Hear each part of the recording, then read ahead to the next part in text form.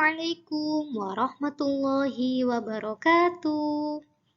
Bagaimana kabarnya anak-anak hari ini? Semoga sehat selalu ya. Anak-anak, kali ini kita belajar tematik kembali ya. Kita belajar tema 5, subtema 4 pada pembelajaran 1 dan 2 tentang pengalamanku di tempat wisata.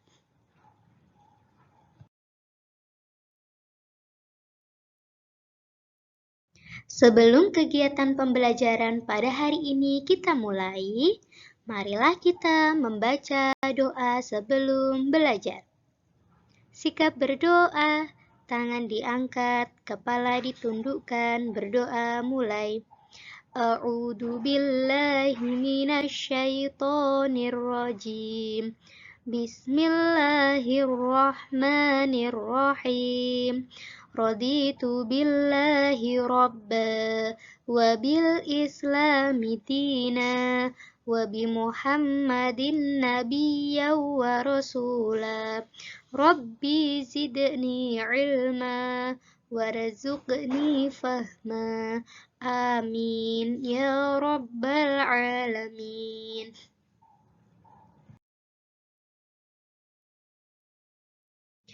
Subtema pembelajaran pertama kita pada hari ini yakni pengalaman di tempat wisata.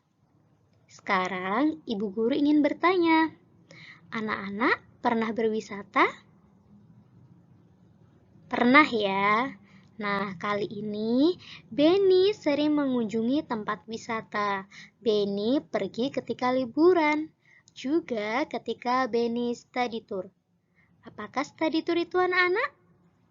Nah, study tour adalah kegiatan pembelajaran. Pembelajaran langsung ke lapangan. Tujuannya untuk melihat dan mengamati secara langsung. Nah, di situ terdapat Beni dan teman-temannya sedang study tour di mana itu? Gambarnya di mana itu kira-kira? Di Candi Borobudur. Iya, di Yogyakarta. Siapa yang pernah ke Candi Borobudur?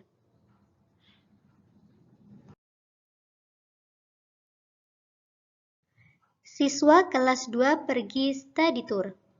Study tour selama seminggu. Hari pertama berkunjung ke Taman Nasional. Nama tamannya Bantimurung.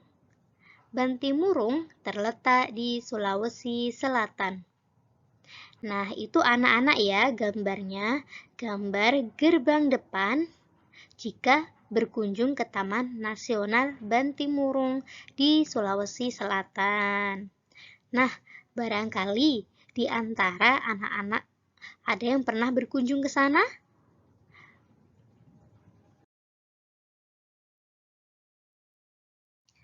Ketika membaca puisi, kita harus membacanya sesuai dengan lafal, intonasi, dan ekspresi.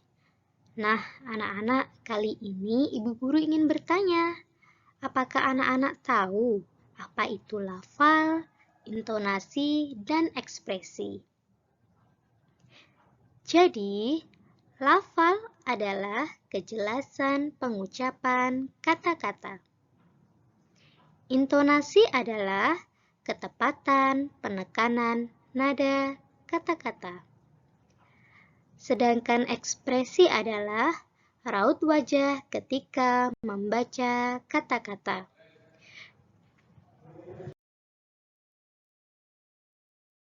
Kali ini, anak-anak diminta untuk membacakan sebuah teks puisi sesuai dengan lafal, intonasi, dan ekspresi yang tepat.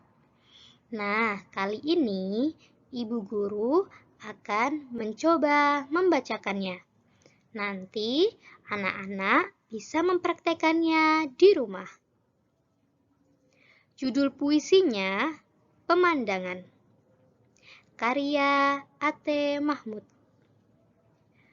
Memandang alam dari atas bukit, sejauh pandang kulepaskan, sungai tampak berliku, sawah hijau terbentang, bagai permadani di kaki langit. Gunung menjulang, berpayung awan. Oh, indah pemandangan. Seperti itu anak-anak kurang lebih. Nanti silahkan dipraktekkan ya.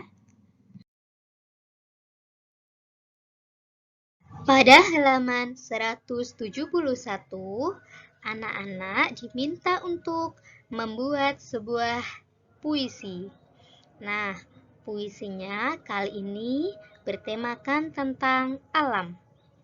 Di sini ibu guru ingin memberikan sebuah contoh.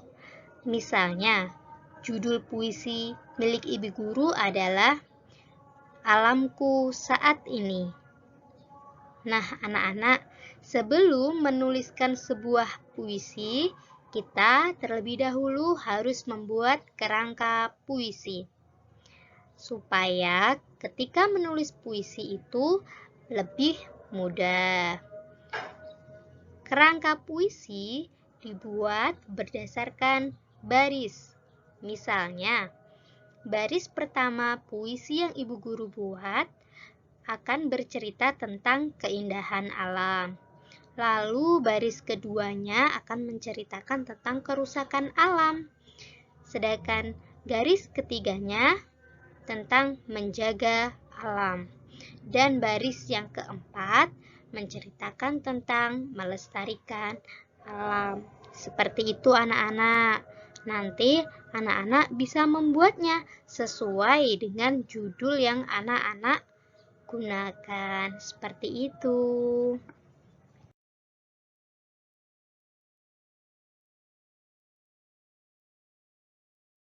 Nanti, jika puisi yang anak-anak buat sudah selesai, silahkan dituliskan di sini ya, pada halaman 172.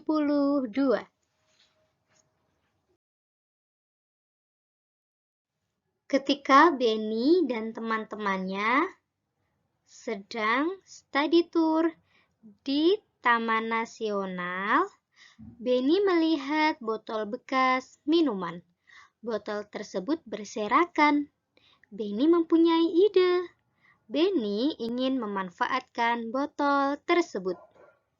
Lihat teman-teman, ada banyak botol bekas. Bagaimana kalau dimanfaatkan? Jadikan saja pot tanaman. Ide yang bagus, Benny.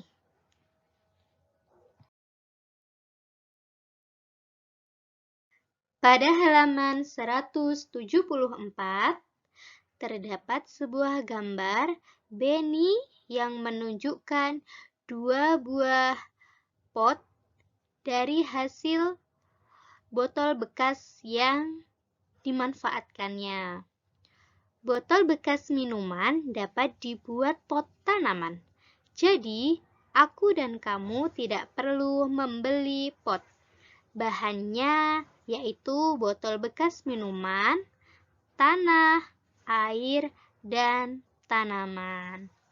Silahkan anak-anak perhatikan terlebih dahulu ya gambarnya.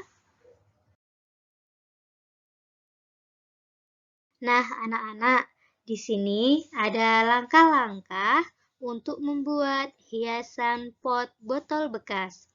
Ada alat dan bahannya. Yang pertama, pola pot bekas, cat warna, kuas, dan anak-anak bisa menambahnya lagi sesuai dengan kebutuhannya. Misalkan kita butuh gunting, cutter, atau mungkin ada yang membutuhkan ballpoint untuk membuat polanya. Seperti itu. Nah, cara membuatnya, yang pertama, anak-anak harus menyediakan alat dan bahannya.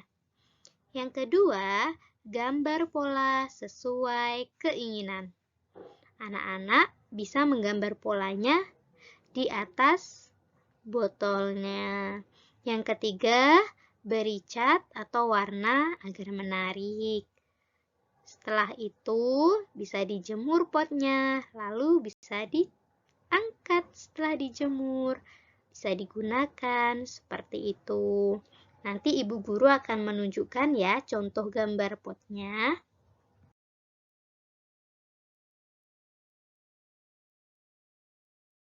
Ini ya anak-anak, contoh pot bunga dari botol bekas.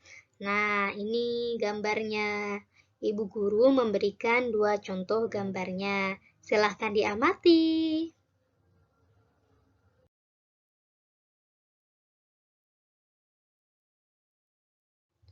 Silakan perhatikan ukuran botol bekas ini. Ukuran botol bekas berbeda-beda.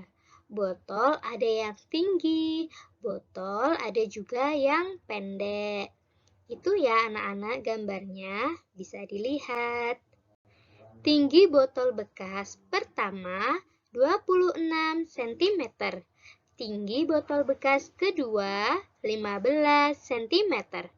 Berapakah tinggi kedua botol tersebut? Anak-anak, ini adalah sebuah teks cerita. Nah, sebelum mengerjakan teks cerita, anak-anak harus memahami terlebih dahulu. Cara menyelesaikan soal cerita tentang panjang benda. Ada beberapa hal yang harus anak-anak perhatikan. Yang pertama, perhatikan satuan ukuran panjang pada soal.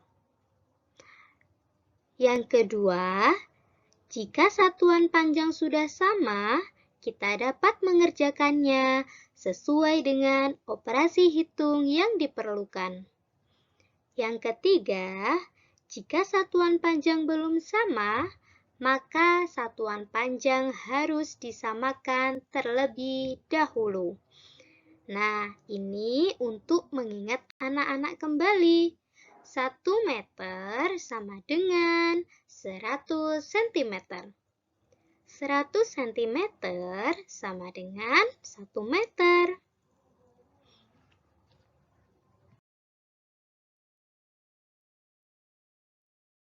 Sekarang, mari kita bahas bersama-sama contoh soal tinggi botol bekas. Diketahui, tinggi botol yang pertama 26 cm. Tinggi botol kedua 15 cm. Yang ditanyakan, tinggi kedua botol. Sekarang, kita jawab ya. Tinggi kedua botol sama dengan tinggi botol 1 ditambah tinggi botol 2. Nah, cara mengerjakannya yang pertama kita lihat terlebih dahulu satuan panjangnya.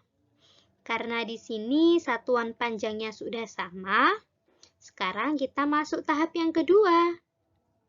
Tahap perhitungannya. Operasi hitungnya. Karena di sini yang ditanyakan tinggi kedua botol, maka kita harus menjumlahkan tinggi botol yang pertama ditambah dengan tinggi botol yang kedua. Jadi 26 cm kita tambahkan 15 cm sama dengan 41 cm. Jadi tinggi kedua botol adalah 41 cm. Seperti itu anak-anak. Apakah anak-anak sudah paham?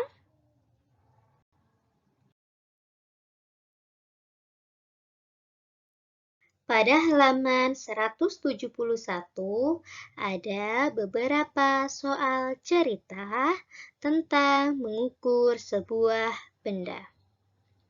Nah, kali ini mari kita kerjakan bersama-sama satu persatu soalnya. Soal yang pertama. Benny mempunyai 2 potong kain. Ukuran kedua kain berbeda. Kain pertama panjangnya 200 cm. Kain kedua panjangnya 500 cm. Berapa meter panjang kain semuanya?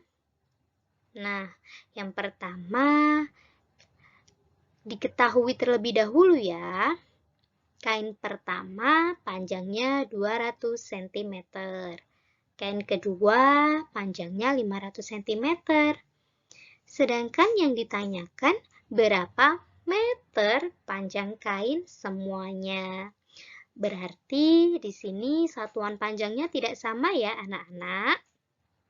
Maka langkah pertama untuk mengerjakan soal ini, kita samakan terlebih dahulu satuan panjangnya. 200 cm jika diubah menjadi meter, menjadi berapa anak-anak? Benar, menjadi 2 meter. Nah, sekarang kalau 500 cm dirubah ke meter, menjadi 5 meter. Benar, karena kita sudah mengubah satuan panjangnya. Tahap yang kedua atau langkah yang kedua, sekarang kita menentukan operasi hitung yang diminta. Operasi hitung yang diminta yaitu panjang kain semuanya. Berarti kita jumlahkan ya atau kita tambahkan ya. Panjang kain yang pertama ditambah dengan panjang kain yang kedua. 2 meter ditambah 5 meter sama dengan 7 meter. Jadi, panjang kain semuanya 7 meter. Seperti itu anak-anak. Soal yang kedua. Panjang gapura kiri sama dengan gapura kanan. Panjang gapura kanan 3.500 cm. Jarak antara gapura kiri dan kanan 4.000 cm. Berapa panjang gabungan ketiganya? Nah, ini yang perlu anak-anak ketahui ya. Di situ jarak antara gapura kiri dan kanannya tertulis 4.000 meter ya. Nah, itu salah anak-anak. Yang benar, jarak antara gapura kiri dan kanannya 4.000 cm. Sepertinya itu ada salah dalam pengetikan. Baik, sekarang mari kita lanjutkan mengerjakannya ya. Nah, diketahui terlebih dahulu, gapura kanan dan kiri panjangnya sama. Nah, gapura kanan panjangnya 3.500 cm. Jadi, gapura kirinya juga sama, 3.500 cm. Yang ketiga, jarak gapura kiri dan kanan 4.000 cm. Sekarang yang ditanyakan berapa sentimeter panjang gabungan ketiganya. Nah, ini yang diminta satuan panjangnya sentimeter ya anak-anak. Karena yang diminta satuan panjangnya sentimeter, jadi ini sudah tidak merubah satuan panjangnya. Karena satuan panjangnya sudah sentimeter semua. Lalu kita langsung masuk pada tahap atau langkah yang kedua, yakni operasi hitung yang diminta. Karena yang diminta panjang gabungan ketiganya, berarti kita jumlahkan ya atau kita tambahkan ya. 3.500 cm kita tambah 3.500 cm kita tambah 4.000 cm sama dengan 11.000 cm. Jadi panjang gabungan ketiganya adalah 11.000 cm. Seperti itu anak-anak. Sekarang soal yang ketiga. Benny berjalan kaki menuju goa. Goa tersebut terdapat di Taman Nasional. Jarak goa dari Taman Nasional 70.000 cm. Benny ingin masuk ke dalam goa. Benny harus menempuh jarak 20.000 cm. Berapa meter jarak yang harus ditempuh Beni hingga sampai ke dalam gua? Sekarang diketahui terlebih dahulu. Jarak gua ke Taman Nasional 70.000 cm. Jarak yang harus ditempuh Beni 20.000 cm. Yang ditanyakan, berapa meter jarak yang harus ditempuh Beni hingga sampai ke dalam gua? Nah, anak-anak, karena satuan panjangnya yang diminta tidak sama, maka harus kita samakan terlebih dahulu. 70.000 cm kita rubah ke satuan panjang meter. Berarti menjadi berapa anak-anak? 70.000 cm ke meter menjadi 700 meter. Nah, sekarang kalau 20.000 cm dirubah ke meter menjadi berapa? Benar, menjadi 200 meter. Setelah kita samakan satuan panjangnya, langkah yang kedua, kita tentukan operasi hitung yang diminta. Karena yang diminta jarak yang harus ditempuh Beni, berarti kita kurangi ya. 700 meter, kita kurangi 200 meter. Sama dengan 500 meter. Jadi, jarak yang harus ditempuh Beni sampai ke dalam gua adalah 500 meter.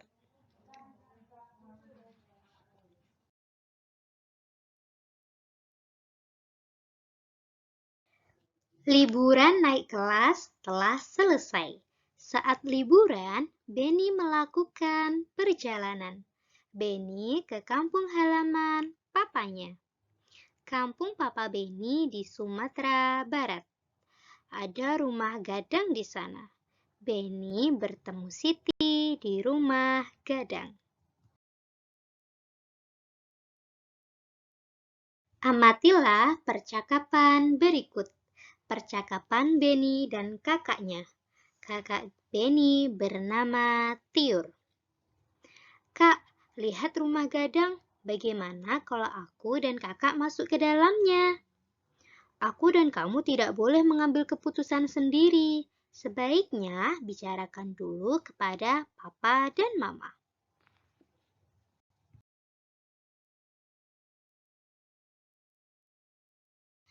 Apa yang disampaikan Tiur kepada Beni? Sikap apakah yang dilakukan? Sesuai dengan sila keberapakah sikapnya? Nah, kamu tidak boleh mengambil keputusan sendiri. Ketika kamu pergi bersama, inilah contoh sikap sesuai sila keempat Pancasila.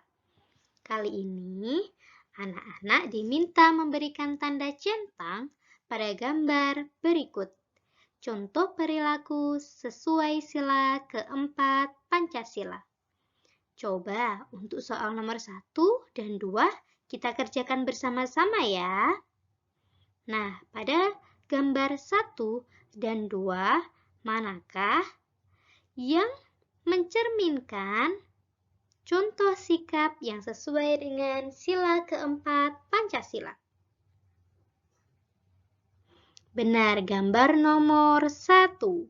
Gambar ayah, anak, dan seseorang yang sedang bercakap-cakap atau berdiskusi. Benar sekali.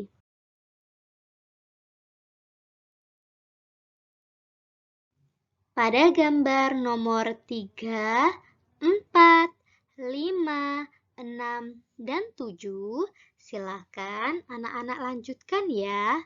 Kira-kira mana gambar yang tepat atau sesuai dengan contoh sikap sila keempat Pancasila?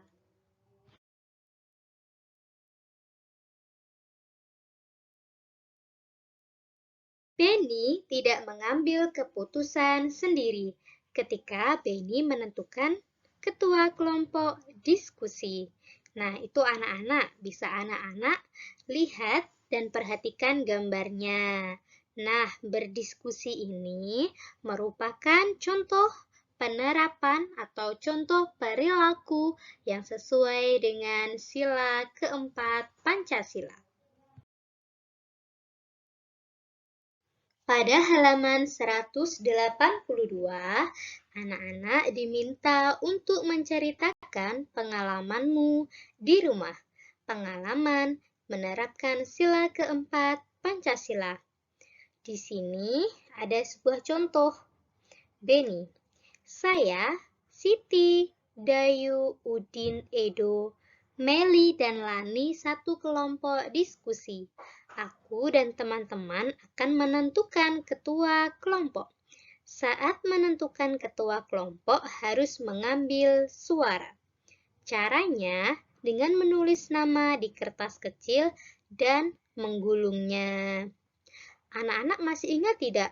Dulu waktu masih kelas 1 kita pernah ya menerapkan contoh seperti yang Benny lakukan. Ketika kita menentukan ketua kelas, anak-anak diminta untuk menuliskan kandidat atau calon ketua kelas di kertas, lalu digulung. Ya kan anak-anak? Anak-anak masih ingat? Semoga anak-anak masih ingat ya. Nah, perilaku tersebut merupakan contoh penerapan sila keempat Pancasila. Sesampainya di Padang, Benny singgah. Benny singgah di air terjun Lubuak Tampuruang. Air terjun Lubuak Tampuruang unik, seperti batok kelapa yang dibelah. Masih banyak terdapat air terjun di Sumatera Barat. Adakah air terjun di tempat tinggalmu? Adakah tempat wisata di daerahmu? Benny bernyanyi tentang air terjun. Anak-anak, itu ada gambar air terjun Lubuak Tampuruang. Anak-anak bisa melihatnya.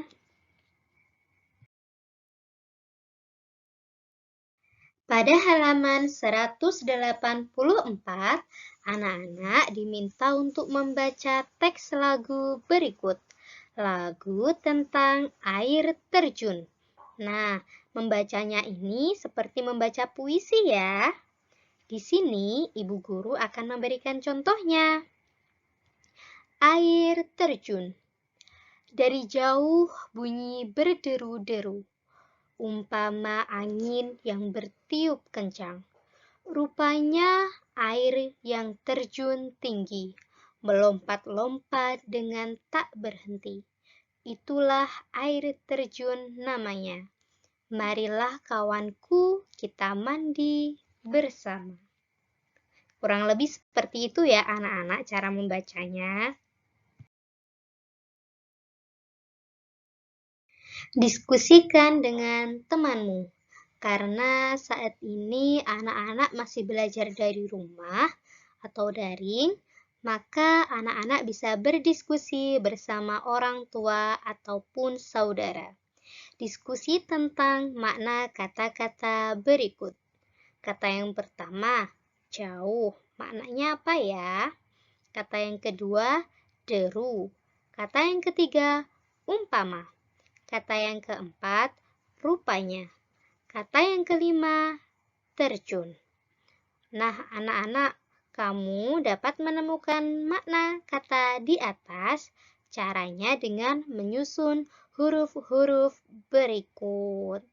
Nah, nanti supaya lebih mudah mengerjakannya, silakan anak-anak susun terlebih dahulu ya kata berikut. Nah, contohnya kata yang pertama. Tidak dekat berarti apa? Itu sudah ada hurufnya ya, tinggal anak-anak susun. Benar, berarti jauh.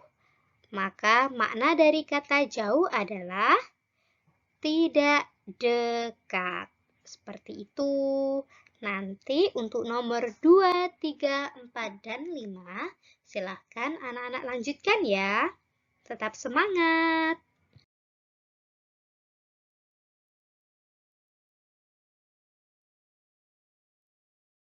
Alhamdulillahirrabbilalamin. Pembelajaran kita pada hari ini sudah selesai. Semoga apa yang Ibu jelaskan, anak-anak mudah menangkapnya, mudah memahaminya. Dan semoga ilmu yang anak-anak dapatkan pada hari ini dapat bermanfaat di dunia dan akhirat. Amin. Sebelum pembelajaran Ibu akhiri, mari kita bersama-sama membaca doa kafaratul majlis. Sikap berdoa, tangan diangkat, kepala ditundukkan, berdoa mulai. Subhanakallahumma wa bihamdika asyhadu an la ilaha illa anta astaghfiruka wa atubu ilaik. Terima kasih anak-anak. Wassalamualaikum warahmatullahi wabarakatuh.